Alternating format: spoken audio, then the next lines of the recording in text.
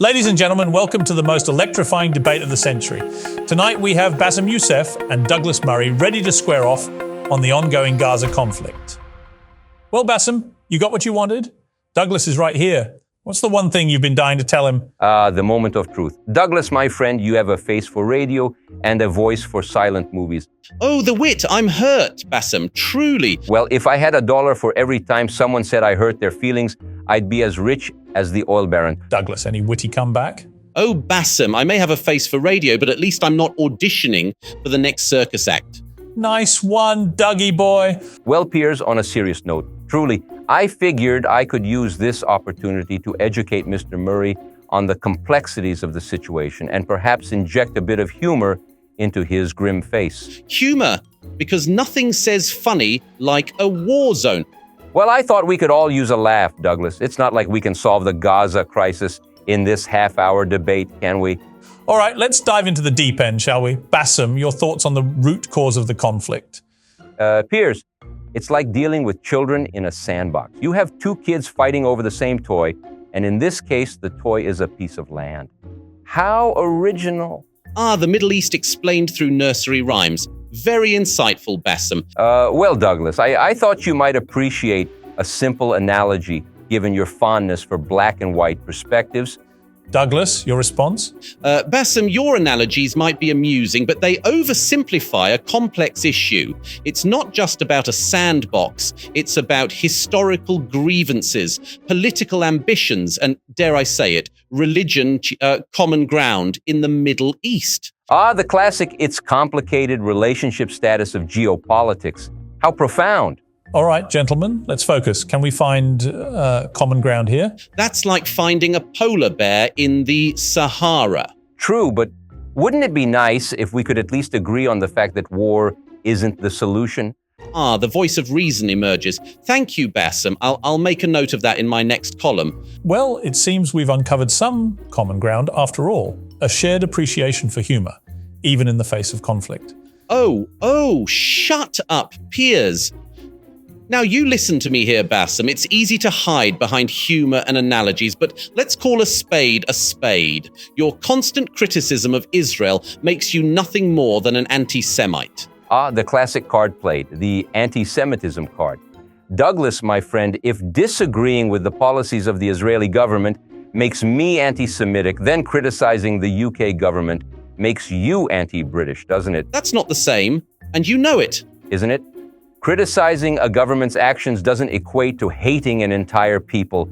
Let's not mix up criticism with prejudice, Douglas DePore. Gentlemen, let's stay focused on the issue at hand. Bassem, your jokes might make people laugh, but they also mask a deeper, more insidious agenda. The hidden agenda accusation. Douglas, if only my agenda were as hidden as your love for well-worn talking points. This is serious, Bassem. Lives are at stake. Indeed, lives are at stake, Dougie boy. But reducing this complex issue to name-calling won't save a single life, will it? All right, gentlemen, let's take a step back. Emotions are running high, but personal attacks won't help us find a solution. Bassem, a response? Piers is right. Let's focus on finding common ground rather than throwing accusations.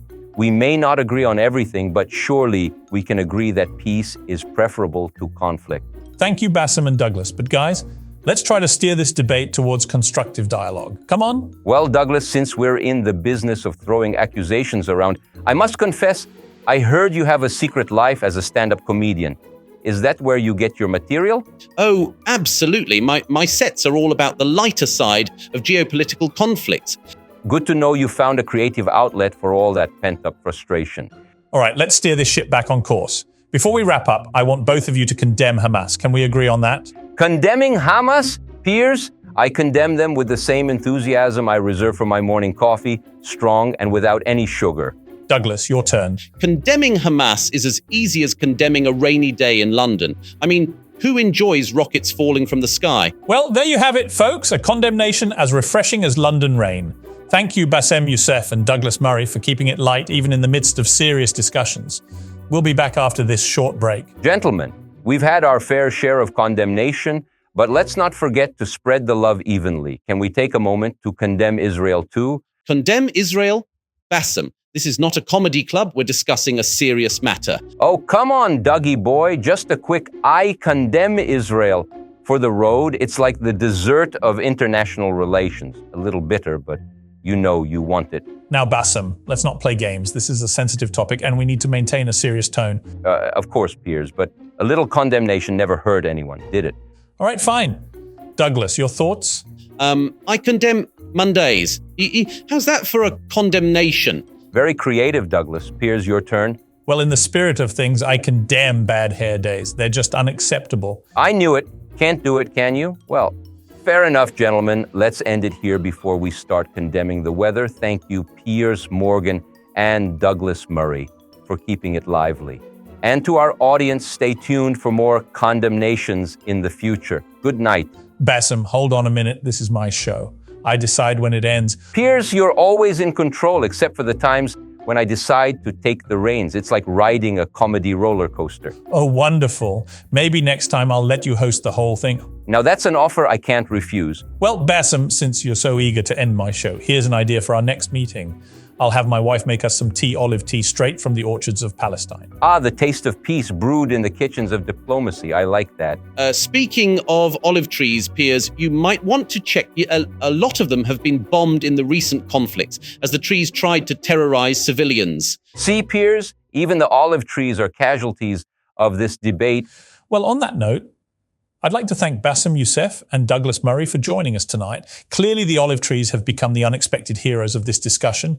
Until next time, when I'll be in charge, if you enjoyed the show, hit like, subscribe, and ring that bell. Drop your thoughts below, but play nice. Until next time, Piers Morgan signing off.